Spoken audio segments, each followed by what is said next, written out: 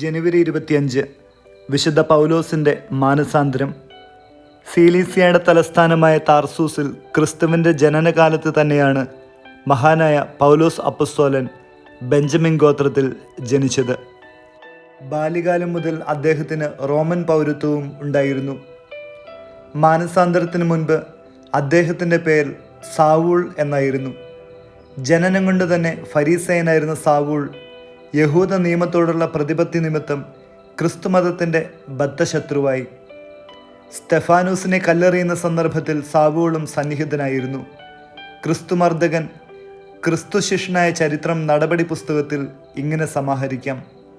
ക്രിസ്തുവിൻ്റെ മരണശേഷം അപ്പസ്തോലന്മാർ തങ്ങളുടെ പ്രവർത്തനം ആരംഭിച്ച കാലഘട്ടത്തിൽ ഏകദേശം 33-36 വർഷത്തിൽ പ്രധാന പുരോഹിതനിൽ നിന്നും ക്രിസ്ത്യാനികളെ ജെറുസലേമിലേക്ക് കൊണ്ടുപോയി കൊന്നൊടുക്കുന്നതിന് ഡമാസ്കസിലെ സംഘങ്ങൾക്ക് വേണ്ട നിർദ്ദേശപത്രം വാങ്ങി പുറപ്പെടവേ ഡമാസ്കസിന് സമീപമായപ്പോൾ ആകാശത്തു നിന്ന് പൊടുന്നനവേ ഒരു പ്രകാശം വീശി.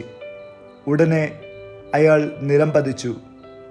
സാവൂൾ, സാവൂൾ, നീ എന്തിനാണ് എന്നെ പീഡിപ്പിക്കുന്നത് എന്നൊരു സ്വരം അയാൾ ശ്രവിച്ചു. കർത്താവേ, അങ്ങ് ആരാണ്? അയാൾ ചോദിച്ചു. നീ പീഡിപ്പിക്കുന്ന നസറത്തുകാരനായ ഈശോയാണ് ഞാൻ. അവിടുന്ന് ഉത്തരമരുളി. കർത്താവേ, ഞാൻ എന്തു ചെയ്യണമെന്നാണ് അങ്ങ് ആഗ്രഹിക്കുന്നത്? സാവൂൾ വിനയപൂർവ്വം ചോദിച്ചു. പട്ടണത്തിലേക്ക് ചെല്ലുക, എന്ത് ചെയ്യണമെന്ന് അവിടെ വച്ച് നിന്നോട് പറയും എന്നായിരുന്നു ഈശോയുടെ മറുപടി. സാവൂൾ എഴുന്നേറ്റു. കണ്ണുകൾ തുറന്നിട്ടും അദ്ദേഹത്തിന് ഒന്നും കാണാൻ പാടില്ലായിരുന്നു. സഹയാത്രികർ അദ്ദേഹത്തെ കൈക്ക് പിടിച്ച് ഡമാസ്കസിലേക്ക് കൂട്ടിക്കൊണ്ടുപോയി. അവിടെ അദ്ദേഹം 3 ദിവസത്തേക്ക് കാഴ്ചയില്ലാതെയും ഭക്ഷിക്കാതെയും പാനം ചെയ്യാതെയും കഴിഞ്ഞുകൂടി. അതിനിടയ്ക്ക് കർത്താവ് അനന്യാസിന് പ്രത്യക്ഷപ്പെട്ടു. അദ്ദേഹത്തോട് സാവൂളിനെ അന്വേഷിക്കാൻ ആവശ്യപ്പെട്ടു.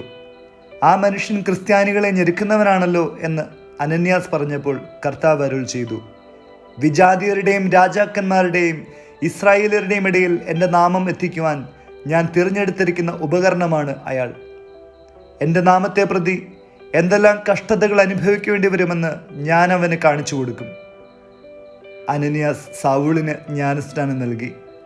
അദ്ദേഹം കാഴ്ച പ്രാപിച്ചു. ഈശോയാണ് മിശിഹ എന്ന് സാവൂൾ പ്രസംഗിച്ചു തുടങ്ങി. യഹൂദന്മാർ അദ്ദേഹത്തെ വധിക്കാൻ കെണികൾ ഒരുക്കുകയാണെന്ന് ഗ്രഹിച്ച ശിഷ്യന്മാർ രാത്രി സമയത്ത് അദ്ദേഹത്തെ ഒരു കുട്ടയിലിരുത്തി നഗരത്തിന് വെളിയിലേക്ക് കടത്തിവിട്ടു. ഡമാസ്കസിലേക്കുള്ള മാർഗമധ്യേ യേശുവിനെ കണ്ടുമുട്ടുന്ന ഏക അനുഭവത്തിൻ്റെ അടിസ്ഥാനത്തിൽ സാവൂളിൻ്റെ ജീവിതത്തെ മുഴുവനും വ്യാഖ്യാനിക്കാം. തൻ്റെ ചടുലമായ വ്യക്തിത്വത്തിൻ്റെ തീക്ഷ്ണതയാകെയും പാഴായിരിക്കുന്നുവെന്ന് ഒരൊറ്റ നിമിഷം കൊണ്ട് അദ്ദേഹം തിരിച്ചറിഞ്ഞു. ഞാൻ ഏറ്റവും ചെറിയവനാണ് എന്ന അർത്ഥത്തോടുകൂടി പൗലോസ് എന്ന് അദ്ദേഹത്തിൻ്റെ പേര് മാറ്റപ്പെട്ടു. നീ പീഡിപ്പിക്കുന്ന യേശുവാണ് ഞാൻ എന്ന ഏകവാക്യം കുറ്റവാളികളെപ്പോലെ താൻ വലിച്ചിഴച്ചുകൊണ്ടിരുന്ന ഒരു സമൂഹത്തോട് മുഴുവനും നിഗൂഢമായി താതാത്മ്യപ്പെടുന്ന യേശുവിനെ തിരിച്ചറിയുവാൻ സാവൂളിൻ്റെ കണ്ണുകൾ തുറന്നു. തുടർന്ന് അനുരഞ്ജനത്തിൻ്റെ ശുശ്രൂഷയിൽ ക്രിസ്തുവിൻ്റെ ദാസനായി തീർന്ന് ഏകരക്ഷകനെ അനേകർക്ക് വെളിപ്പെടുത്തി കൊടുക്കുവാൻ തൻ്റെ ശക്തിയാകുകയും അദ്ദേഹം ഉപയോഗിച്ചു. അങ്ങനെ പൗലോസ് വിജാതിയരുടെ അപ്പസ്തോലനായി മാറി. എല്ലാ മനുഷ്യരെയും ക്രിസ്തുവിൽ പക്വത പ്രാപിച്ചവരാക്കാൻ വേണ്ടി ദൈവം തന്നിൽ ഉണർത്തിയ ശക്തി കൊണ്ട് അദ്ദേഹം കഠിനമായി അധ്വാനിച്ചു. ക്രിസ്തുവിനോടുള്ള പൂർണ്ണവും സ്വാതന്ത്ര്യവും വ്യക്തിപരവും സ്നേഹനിർഭരവുമായ ആത്മാർപ്പണമാണ് രക്ഷണീയമായ വിശ്വാസമെന്ന് മാനസാന്തരപ്പെട്ട പൗലോസ് നമ്മെ പഠിപ്പിക്കുന്നു. തൻ്റെ മിഷണറി യാത്രകൾക്കിടയിൽ പൗലോസ് റോമായിലെത്തി പത്രോസിനെ, കേപ്പായെ കാണുകയും തൻ്റെ സുവിശേഷ ജീവിതത്തെക്കുറിച്ച് വ്യക്തമാക്കി കൊടുക്കുകയും അങ്ങനെ പല കാര്യങ്ങളിലും അവർ രണ്ടുപേരും ചേർന്ന് കൂട്ടായ തീരുമാനങ്ങൾ എടുക്കുകയും വിശ്വാസത്തിലേക്ക് അനേകരെ കൂട്ടിക്കൊണ്ടുവരുവാനും സാധിച്ചു. വീണ്ടും തൻ്റെ മിഷണറി യാത്ര ആരംഭിച്ച പൗലോസ് ജയിൽവാസങ്ങളും പീഡനങ്ങളും അതോടൊപ്പം പല സ്ഥലങ്ങളിൽ നിന്നുള്ള പുറന്തള്ളപ്പെടലുകളും അനുഭവിച്ച് കർത്താവായ യേശു ക്രിസ്തുവിന് തൻ്റെ ജീവിതം കൊണ്ട് സാക്ഷ്യം നൽകി.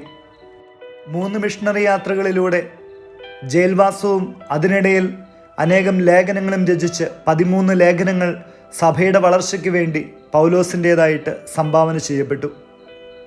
നീറോ ചക്രവർത്തിയുടെ പീഡനകാലത്ത് റോമിൽ തിരിച്ചെത്തിയ പൗലോസ് അറസ്റ്റ് ചെയ്യപ്പെട്ടു. അദ്ദേഹത്തെ റോമൻ പൗരത്വമുള്ളതിൻ്റെ പേരിൽ വലിയ വേദന കൂടാതെയുള്ള മരണമെന്ന രീതിയിൽ തലവെട്ടിക്കൊല്ലുവാൻ വേണ്ടി കൽപ്പന പുറപ്പെടുവിക്കപ്പെട്ടു.